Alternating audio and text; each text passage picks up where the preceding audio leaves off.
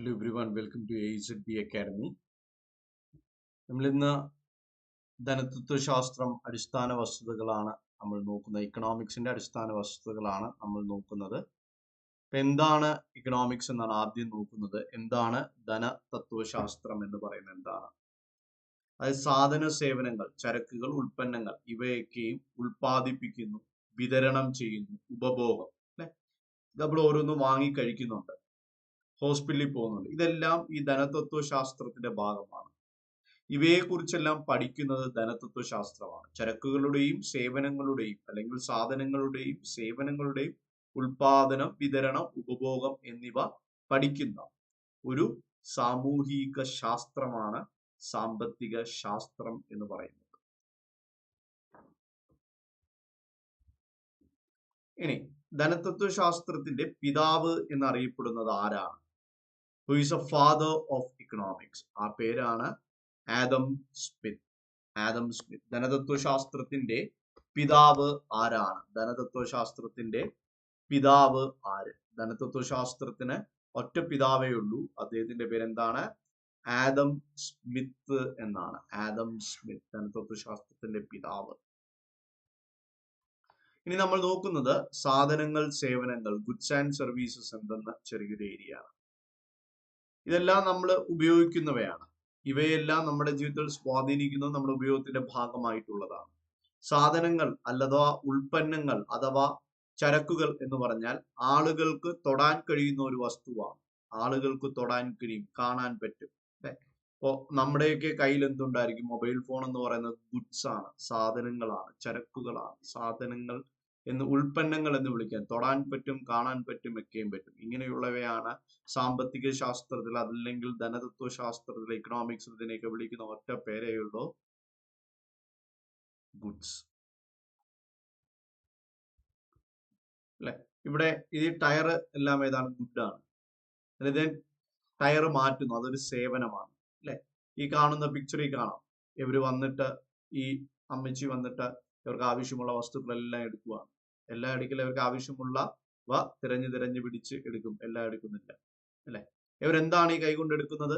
തൊടാൻ പറ്റുന്ന, കാണാൻ പറ്റുന്നതായത് കൊണ്ടാണ് ഇവർ ഇത് എടുക്കുന്നത്. അങ്ങനെ തൊടാൻ പറ്റുന്നത്, കാണാൻ പറ്റുന്നവയെ നമ്മൾ വിളിച്ചു ഗുഡ്സ് എന്ന് വിളിച്ചു.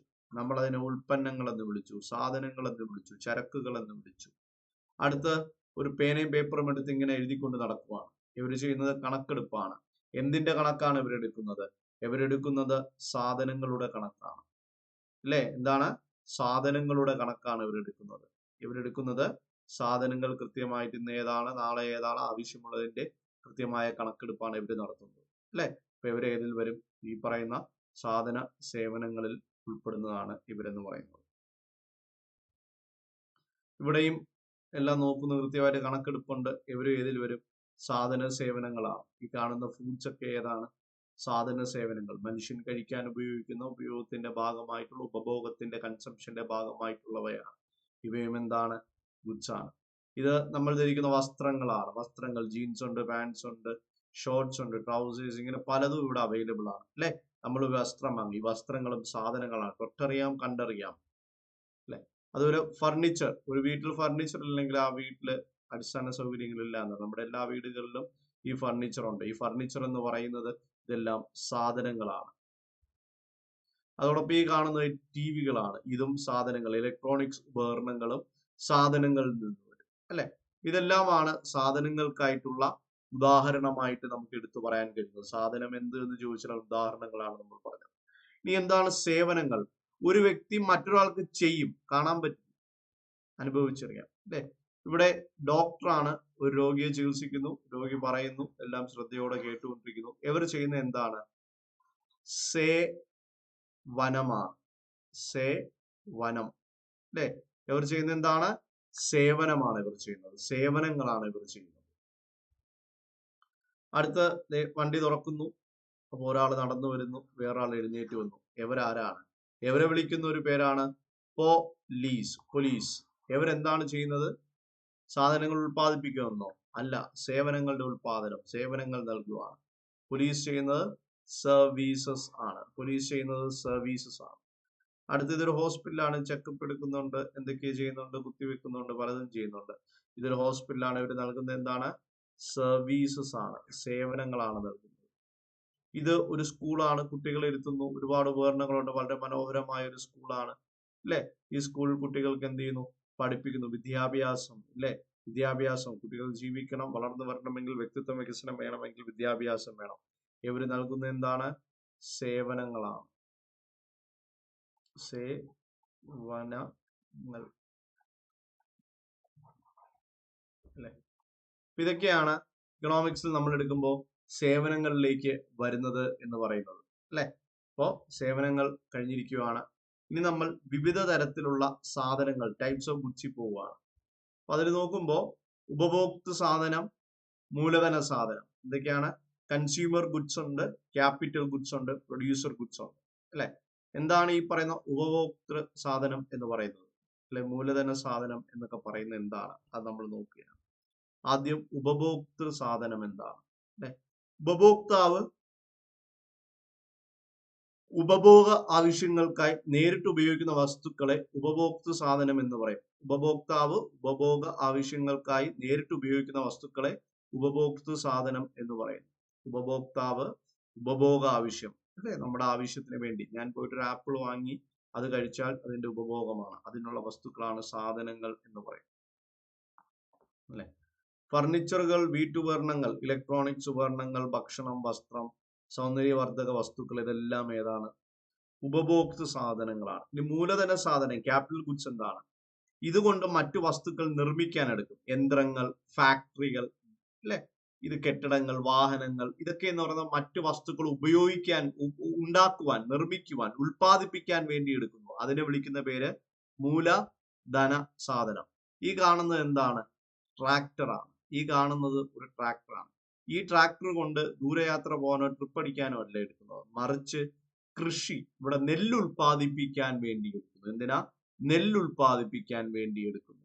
ഈ മെഷീൻ കൊണ്ടുവന്നാലേ നെല്ല് കിട്ടും. ആ നെല്ലാണ് നമ്മൾ കഴിക്കുന്നത്. ഇതിനെ വിളിക്കുന്ന പേര് മൂലധന സാധനങ്ങൾ അഥവാ ക്യാപിറ്റൽ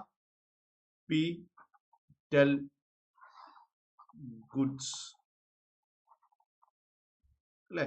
ഇതും തയ്യൽ മെഷീനാണ്. ഈ തയ്യൽ മെഷീൻ കൊണ്ട് ഡ്രസ്സ് ഉണ്ടാക്കുന്നു. ആ ഡ്രസ്സ് നമ്മൾ എടുത്ത് ധരിക്കുന്നു. തയ്യൽ മെഷീനെ വിളിക്കുന്ന പേര് മൂലധന ഉൽപ്പന്നങ്ങൾ, ക്യാപിറ്റൽ ഗുഡ്സ്. ക്യാപിറ്റൽ ഗുഡ്സ് എന്നാണ് തയ്യൽ മെഷീനെ വിളിക്കുന്നത്. അടുത്ത ടൊമാറ്റോസ്, തക്കാളി പറിക്കുകയാണ്. പണ്ട് മനുഷ്യൻ കൈ കൊണ്ട് പറിച്ചിരുന്നു. ഇന്നിപ്പോ മനുഷ്യന്റെ ആവശ്യമില്ല, ഇതൊരിക്കൽ വാങ്ങി വെച്ചാൽ മതി അല്ലെ. നേരത്തെ ജോലി ചെയ്യാൻ 2 പേര് വേണം. ഈ 2 പേർക്കുള്ള ശമ്പളം ലാഭിക്കാം. മെഷീൻ ഉണ്ട്. ഇവര് കൃത്യമായിട്ട് ആവശ്യമുള്ളത് നോക്കി കൃത്യമായിട്ട് എടുത്ത് ഏതാണോ, പഴുത്തതാണോ പഴുക്കാത്തതാണോ എന്നൊക്കെ അറിയാം. ഒരുപാടുണ്ട്, ഇവര് ചെയ്യും അല്ലെ. അപ്പൊ ഈ പറയുന്ന ഈ മെഷീനുകളെ വിളിക്കുന്ന പേരെന്താണ്? ക്യാപിറ്റൽ അല്ലെ. ക്യാപിറ്റൽ അഥവാ ക്യാപിറ്റൽ ഗുഡ്സ് എന്ന് വിളിക്കാം അല്ലെ. ഒരു വണ്ടി പറിക്കുന്നു, വേറൊരു വണ്ടി കളക്ട് ചെയ്യുന്നു, ഇന്നൊരു കൊണ്ടിടുന്നു, വരുന്നു, എല്ലാം ചെയ്യുന്നു അല്ലെ. ക്യാപിറ്റൽ അല്ലെ. ഇത് ചെറിയൊരു വണ്ടിയാണ്. ഇതുപോലെ വലിയ വണ്ടിയുണ്ട്, ചെറുതുണ്ട്, പല ടൈപ്പിലുള്ളതുണ്ട്. ഇത് വെള്ളം വരുന്നു. വെള്ളം എവിടെ നിന്ന് വരുന്നു? പമ്പ് സെറ്റ് വഴിയോ. പമ്പ് സെറ്റിന്റെ പേരെന്താണ്? പൈപ്പ്, പമ്പ് സെറ്റ് അല്ലെ. ഇതിന്റെ പേരെന്താണ്? ഇതൊക്കെ ക്യാപിറ്റൽ ഗുഡ്സ്. Capital goods. ഇനി ഇതെന്ന് പറയുന്നത് ഏതാണ്? മെഷീനാണ്. മെഷീൻ അല്ലെ. അപ്പൊ ഈ മെഷീൻ എന്ന് പറയുന്നത് എന്താണ്? ഇത് ഉൽപാദനം നടത്തുവാണ്. ഇതെല്ലാം ഏതാണ്? ക്യാപിറ്റൽ ഗുഡ്സ് ആണ് എന്ന് ഓർക്കുക അല്ലെ. അപ്പോ ഇനി ഇത്രയും കാര്യങ്ങളാണ് നമുക്ക് ഇന്നത്തെ ടോപ്പിക്കിൽ നമ്മൾ നോക്കുന്നത്. ഇത്രയുമാണ് എക്കണോമിക്സിന്റെ അടിസ്ഥാന വസ്തുതകളാണ് നമ്മൾ ഇത് നോക്കിയത്. ഇക്കണോമിക്സിന്റെ അടിസ്ഥാന വസ്തുതകൾ, നമ്മുടെ ഇക്കണോമിക്സിന് ചോദിക്കാൻ പറ്റുന്ന ബേസിക് അല്ലെ. ഇതൊക്കെ നമ്മുടെ എക്സാമിനേഷൻ പഠിക്കാൻ ആവശ്യമുള്ളതാണ്, അടിസ്ഥാന വസ്തുതകളാണ്. ഇത് പഠിച്ചു വെക്കുക. ഇനി ഇങ്ങനെ ഒരുപാട് ബേസിക് കാര്യങ്ങളുണ്ട്. നമ്മൾ ഓരോ ദിവസവും ഓരോ സെഷനിൽ നമ്മൾ പഠിക്കുന്നതായിരിക്കും. അപ്പൊ ഇന്ന് RRB എക്സാമിന് വേണ്ടി ഇത്രയും ബേസിക് ആയുള്ള കാര്യങ്ങൾ പഠിച്ചു വെക്കുക. ഇത്രയും എക്സാമിനേഷന് ചോദിക്കാനുള്ള സാധ്യതയുണ്ട്. അപ്പോൾ ഇനി വരുന്ന ദിവസങ്ങളിൽ നമ്മൾ ഓരോ ദിവസവും ഓരോരോ സ്പെഷ്യൽ ടോപ്പിക്കുകളായിട്ട് നമ്മൾ എന്ത് ചെയ്യുന്നതായിരിക്കും, കവർ ചെയ്യുന്നതായിരിക്കും. അപ്പോൾ നമുക്ക് അടുത്ത ക്ലാസ്സിൽ എന്ത് ചെയ്യാം, കാണാം. അപ്പൊ ഇത്രയും കാര്യങ്ങൾ കൃത്യമായി പഠിക്കുക. ഇത്രയും കാര്യങ്ങളിൽ നിങ്ങൾക്ക് ക്വസ്റ്റ്യൻസ് ചോദിക്കുന്നതായിരിക്കും. Okay, so thank you for watching.